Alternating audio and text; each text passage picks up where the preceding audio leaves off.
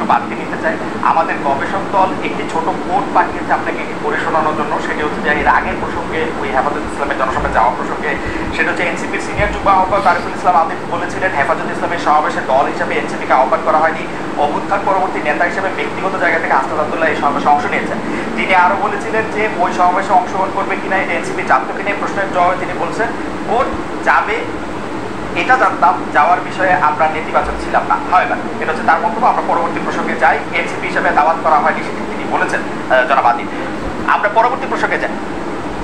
খালিদ মুহিউদ্দিনের একের পর এক প্রশ্নে জর্জরিত হয়ে যাচ্ছিল হাসনাত আব্দুল্লাহ, বিষয়টি আমরা নয়। এবং আমরা যে বিষয়টি দেখলাম যে খালিদ মুহিউদ্দিনকে টাটকা জবাব দিয়েছে হাসনাত আব্দুল্লাহ। হ্যাঁ, হাসনাত আব্দুল্লাহ কোনো কচি খোকা নয়, এই গণঅভ্যুত্থানে তার খুবই গুরুত্বপূর্ণ ভূমিকা রয়েছে।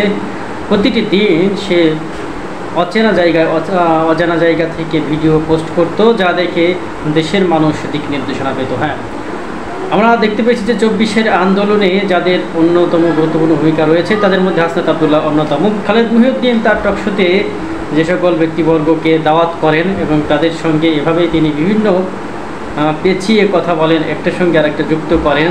মূলত তার উদ্দেশ্য হচ্ছে যে কিছু বিরোধী দল আছে যাদের মনের চিন্তা চেতনা কী সেগুলোই সেই উপস্থিত অতিথিকে প্রশ্ন করা। এগুলো খালিদ মুহিউদ্দিনের ব্যক্তিগত কোনো প্রশ্ন নয়।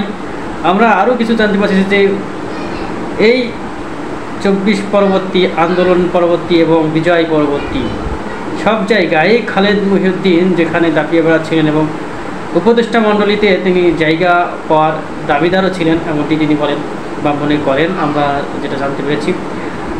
তো খালিদ মুহিউদ্দিন তিনি উপদেষ্টা মণ্ডলীতে দায়িত্ব না পাওয়ায় অনেকটা ক্ষুব্ধ রয়েছেন এনসিপির প্রতি। এনসিপি প্রতি যারা মূলত এই বিপ্লবে খুবই গুরুত্বপূর্ণ অবদান রেখেছেন তারাই তো এনসিপি দল বা রাজনৈতিক দল, তো তাদের প্রতি তিনি ক্ষুব্ধ বিরক্ত। তো হাসনাত আব্দুল্লাহদের যেখানে কী করার আছে, তাদের প্রেসক্রিপশনে এই যে আমরা দেখতে পেলাম যে উপদেষ্টা মণ্ডলী যারা শপথ গ্রহণ করেছেন তারা নির্বাচিত হলেন কাদের দ্বারা, কে নির্বাচিত করে দিল বা কারা পছন্দ করে দিল, এই প্রশ্নের জবাবই তো আজ পর্যন্ত আমরা পেলাম না। শপথ গ্রহণ করলো যে 13 জন 17 জন, পরবর্তীতে আরও উপদেষ্টা মণ্ডলী বেড়ে 20-এর উপরে চলে গেছে। সেখানে এই উপদেষ্টা মণ্ডলীগুলো যে অন্তর্বর্তীকালীন সরকারে থাকবেন, ইন্টারিম গভর্নমেন্টে, সেগুলো বাছাই করে দিল কে? হাসনাত আব্দুল্লাহ কিংবা সাজিদ আলম, তারা কেউ সদস্য দিতে পারে নাই। এগুলো সেনা ক্যাম্প থেকে নির্বাচিত হয়েছে এমনটি বলছে, কিন্তু তারা কারা নির্বাচন করে দিয়েছে?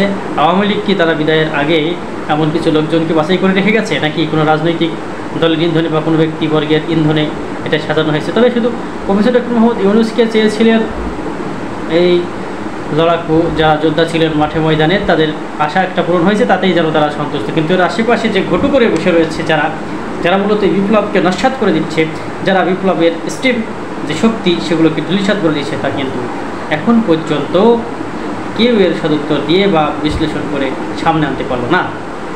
যে যায় লঙ্কায় সেই হয় রাবণ, বিষয়টি এমনই বলেন। অর্থাৎ এই রাষ্ট্র ক্ষমতায় যারাই যায় তারাই হয়ে যায় স্বৈরাচার। তো এই বিষয়গুলো যেন না ঘটে, এখন বর্তমানে অন্তর্বর্তীকালীন সরকারে যারা আছেন তারা জবাবদিহিতার আওতার বাইরে নয়। অতএব আমরা নিজেদেরও চোখ কান খোলা রাখতে হবে, নিজেদেরকে এঙ্গেজ করতে হবে সকল কর্মকাণ্ডে, যেন ভবিষ্যতে আর কোনো স্বৈরাচার সরকার গঠন না হয়। হাসনাত আব্দুল্লাহকে টকশোতে ডেকে হেনস্থা করার কোনো মানে হয় না। তাকে গঠনমূলক প্রশ্ন করতে হবে। বেশ কয়েকটি বিষয় নিয়ে আলোচনা করা হয়েছে, বিশেষ করে সে তাত্ত্বিকবিদ্যারে যে ধুলার উপরে, বালুর উপরে পিচ ঢালা হয়েছে রাস্তা নির্মাণের সময়, যে অনিয়ম ঘটেছে এটা যুগ যুগ ধরে চলে আসছিল, সেটি এখন প্রকাশ্যে আসার পরও তাকে আবার কেন হাসনাত আব্দুল্লাহর বিরুদ্ধে কথা বলা হচ্ছে? বিরুদ্ধে কথা বলতে হবে সেই ব্যক্তির নামে যারা এই কাজটি নিয়েছে কন্ট্রাক্ট।